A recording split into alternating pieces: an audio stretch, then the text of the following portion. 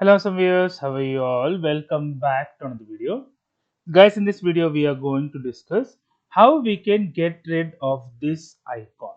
Okay, usually we have to have an enter here so that we can enter the test whatever we're writing. So this actually doesn't allow you to enter the text here. How we can get rid of this, guys? So you have to click the three dots here. It will navigate to this page. New group, new community, new broadcast, till to settings. Click on this setting. It will navigate to this page. Click on chats.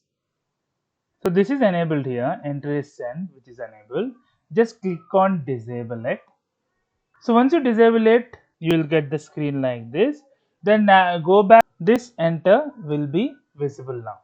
Hope you like the video, guys. If you like the video, please click on like. If you're a new viewer, please click on subscribe. Till then, guys, take care. Have a great day. Bye bye.